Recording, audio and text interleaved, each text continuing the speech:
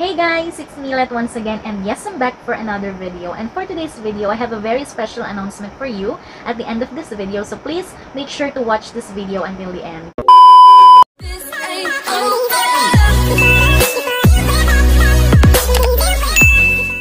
So I'm very thankful to every one of you guys who are still supporting my channel and for subscribing here in my channel. Super thank you guys. My heart is so, alam nyo na.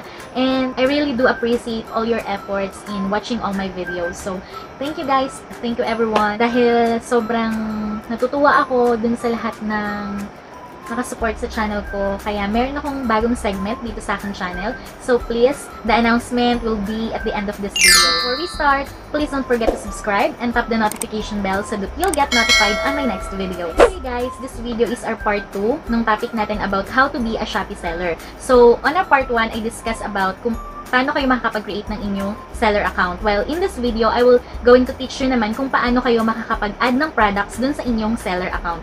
So yun yung gagawin natin dito sa video na to guys. Meron din akong live demo kung paano talaga kayo makakapag-add ng product. So before we start the live demo, let me first discuss with you all the required information that you need to fill in or you can submit your product listing. So number 1 that we need is the photo of the items that we are going to sell.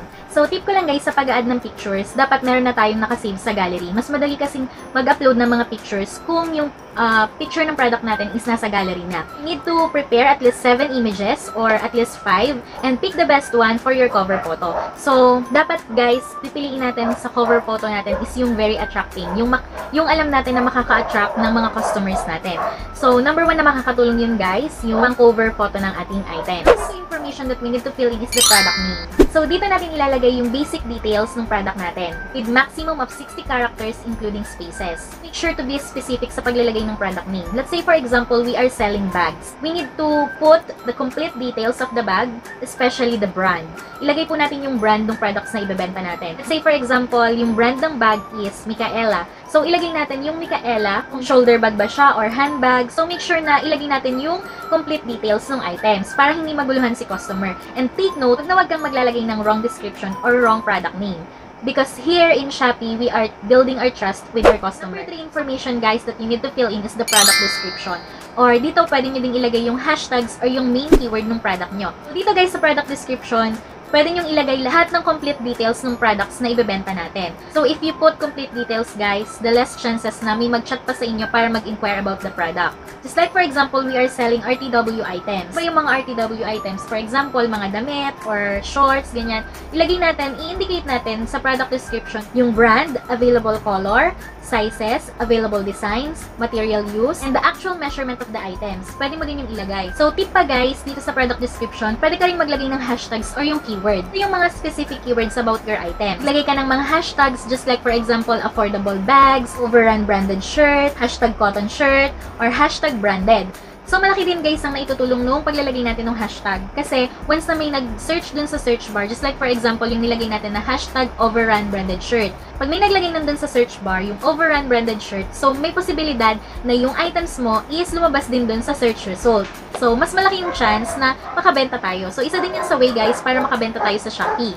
Information guys that you need to fill in is the category, the price, the stock, the variations, the shipping fee, and kung ito ba ay pre-order or on-hand items natin. I will discuss more about this sa live demo, kaya please watch the live demo guys para malaman nyo kung ano ba yung nalagay natin dun sa category, variations, yan. So yun lang guys, and watch nyo po yung live demo kasi dyan ko po ituturo kung paano kayo makakapag-add ng products. And watch until the end kasi nandun yung special announcement ko and another segment ko dito sa aking channel. So thank you for watching guys and see you on my next videos. Bye! So here's the live demo guys kung paano kayo makakapag-add ng products sa inyong Shopee seller account. So first, go to your Shopee app. And then, click mo yung Me dito sa right lower corner. And click mo yung My Shop. Tapos makikita mo dito yung Add New Products. Click mo yung Add New Products.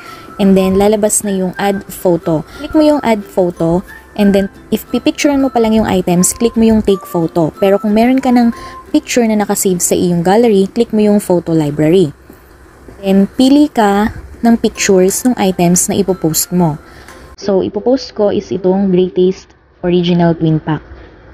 So, pipiliin ko is 4 pictures. Select mo lang and then click mo yung check dito sa taas, and then mag-upload na siya. Automatic na yung unang picture na pinili mo, siya na yung magsisilbing cover photo mo. Piliin mo yung pinakamagandang picture na gusto mong maging cover photo. And ilagay na natin yung product name. So make sure to fill in the complete product name.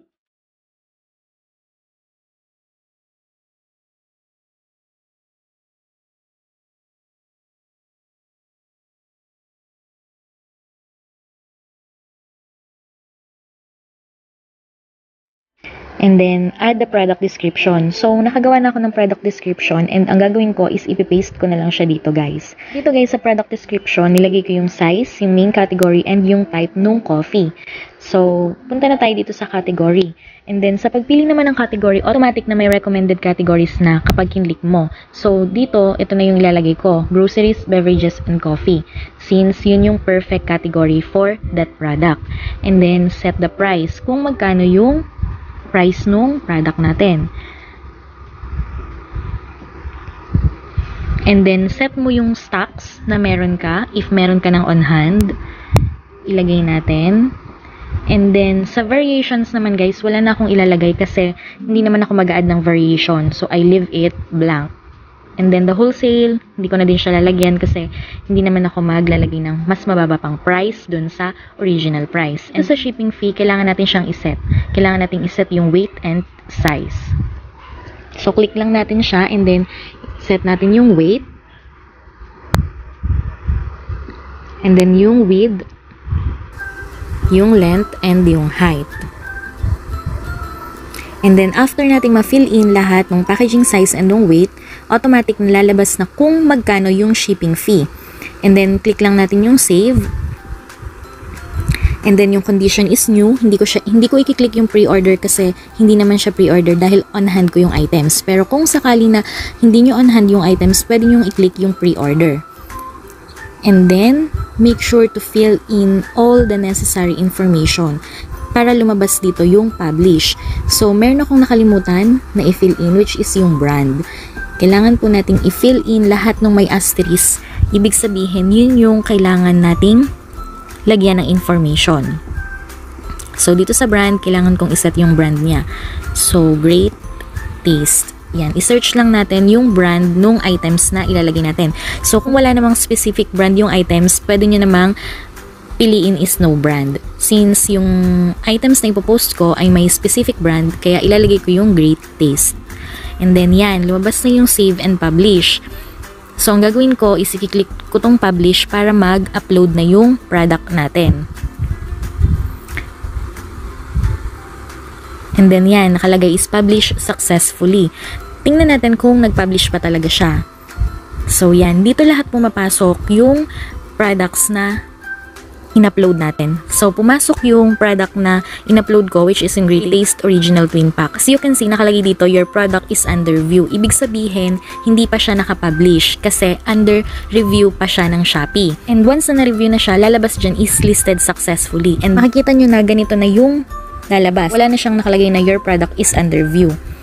So, yan na yung mga items na na-upload ko. Ganun lang guys. Same process lang guys yung pag-upload ng products. So, I hope na nakuha nyo kung paano mag-upload ng products. And kung may other questions kayo guys, leave it in the comment box and I am very willing na sagutin lahat ng tanong nyo. So, yun lang guys.